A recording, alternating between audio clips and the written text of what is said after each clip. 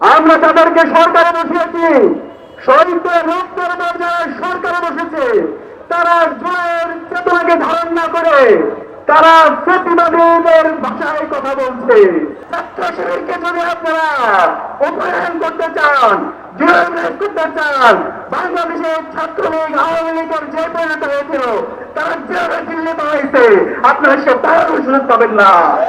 গত বছর এই জুলাই বিপ্লবে এদেশের মুক্তিকামী ছাত্র জনতা প্রত্যেকের পরিচয় ভুলে গিয়ে জালেম হাসিনার বিরুদ্ধে ঐক্যবদ্ধভাবে লড়াই করে 2000 ভাইয়ের শাহাদাতের মাধ্যমে 40,000 ভাই বোনের গাজার মাধ্যমে আমরা আজাদি পেয়েছি।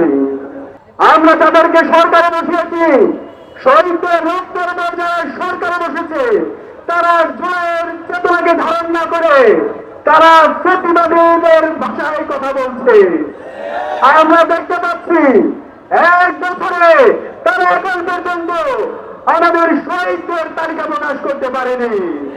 এখন পর্যন্ত আমাদের গাজীরা সুস্থভাবে তারা ট্রিটমেন্ট করছে না।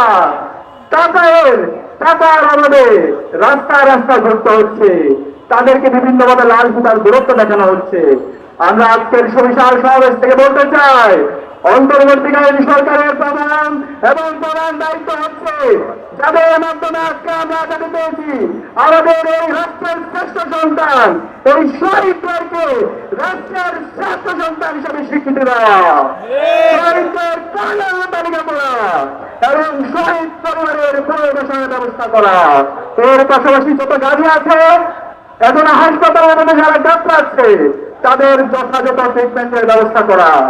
কিন্তু আমরা এক বছর পরেও দেখতে পাচ্ছি এখনো প্রতিবাদের অবদানগুলো রাষ্ট্রের প্রত্যেকটি প্রতিষ্ঠানে থেকে গেছে। যে পুলিশ হেলিকপ্টার থেকে আমার ভাই এবং বোনকে গুলি করে শহীদ করেছে। আপনার এসির গ্যাসের সমাধান হলো SGS ও CNS সার্টিফাইড ফোরন রেফ্রিজারেন্ট গ্যাস, যার বিশুদ্ধতা 99.98%। ফোরন, শান্তি যেখানে, নিঃশ্বাসে। এখন পর্যন্ত সেই পুলিশ সংস্কার হয় নাই, এখন পর্যন্ত মিডিয়া সংস্কার হয় নাই, এখন পর্যন্ত আমরা যাদেরকে ছাত্র প্রতিষ্ঠান পাঠিয়েছি তাদের বিরুদ্ধে বিভিন্ন ধরনের অভিযোগ শোনা যায়। বাংলাদেশে খুনে হাসিনার যে পরিণত হয়েছিল, প্রেসিডেন্টের যে পরিণত হয়েছিল, তার চাইতে খারাপ পরিণতি আপনাদের হবে। গত 16 বছরে ইসলামী ছাত্র শিবিরের উপর সবচেয়ে জুলুম নির্যাতন নিষ্পেষণ হয়েছিল, কিন্তু আজকে আমাদের বন্ধুবান্ধব ছাত্র সংগঠনগুলো তারা প্রতিবাদের ভাষায় কথা বলছে।